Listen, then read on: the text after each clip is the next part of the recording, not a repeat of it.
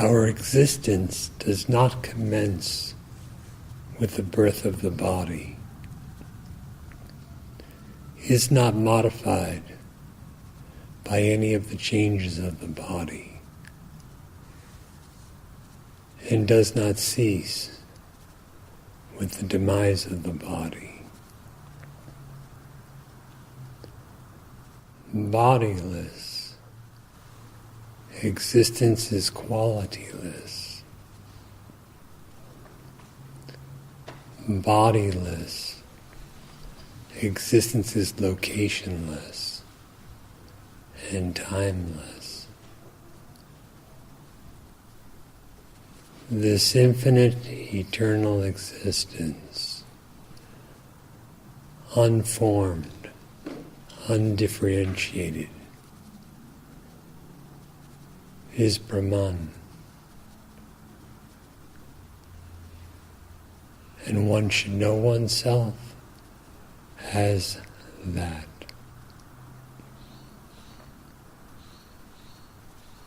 In such knowledge, there remains no distinct individual to say, I know that. One simply is that.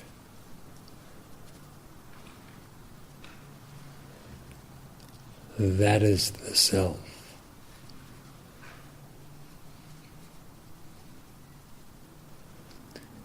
If limited definition is attributed to oneself,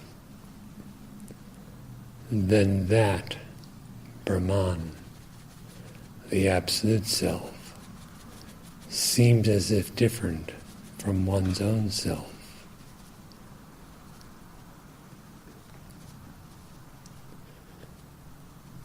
Indeed, according to the definitions attributed through imagination to the individual or jiva, para, the Supreme, appears, and likewise the objectified universe.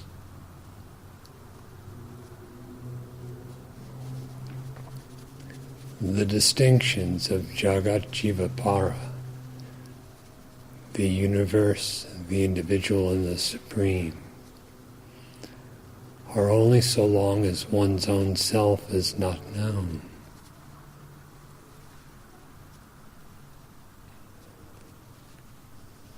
When the superimposed definitions are removed through self-knowledge, only one existence is found to exist. It is ever existent, and its existence is non-dependent.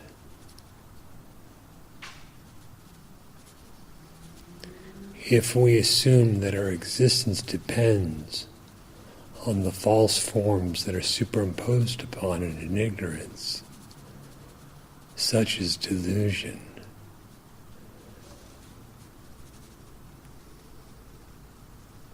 So the body, the mind, and all else depend on that, but that depends on none.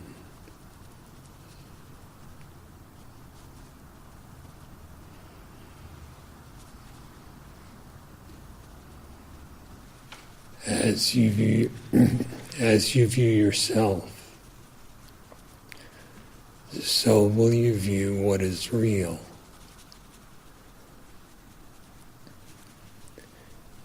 If the self is mistaken for a body,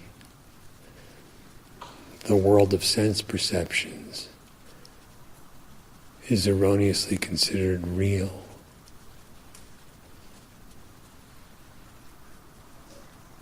If there is misidentification with the mind, its various ideas are considered real.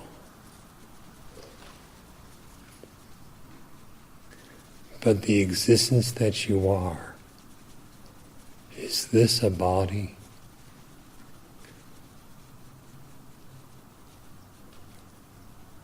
The the existence that you are is this. Is this a thought or a mind?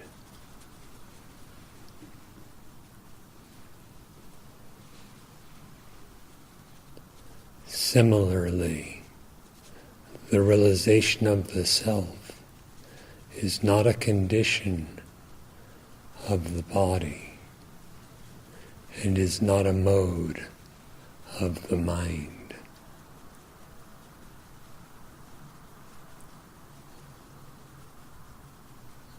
The knowledge of your identity as the self, the Supreme Brahman,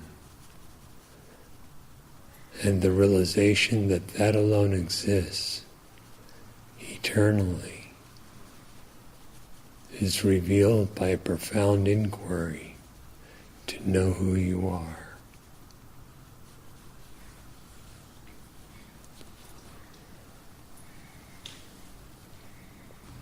This same infinite, eternal existence in relation to all this manifested universe is known as the Supreme Lord or God.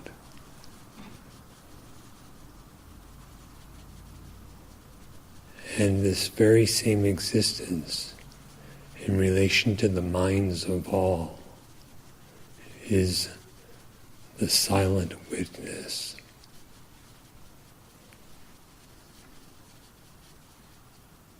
Known as it is by itself, it is simply the self.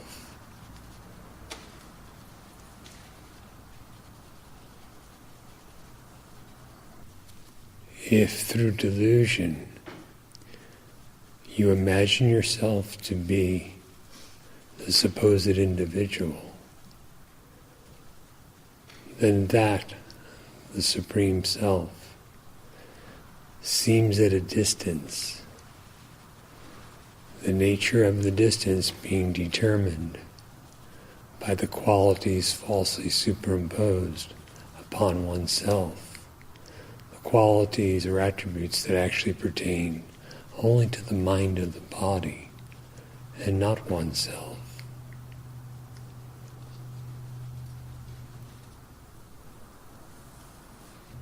From such a perspective, the Absolute will seem either completely different or in some way related, or of the same nature but of a different quantity.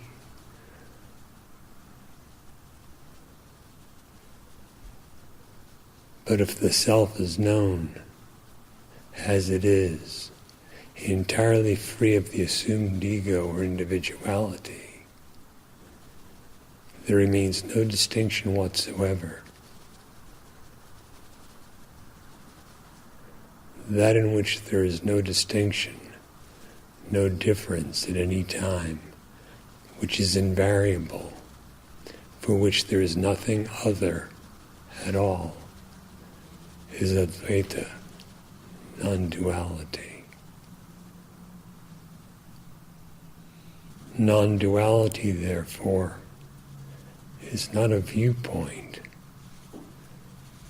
but the nature of one's own existence. Existence knows itself.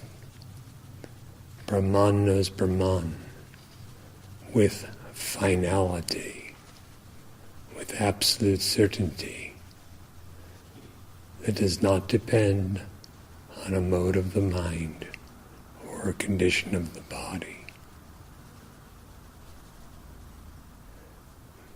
This certainty, this final knowledge, which is transcendent of even the words and thoughts utilized to express it, is in truth the Vedanta.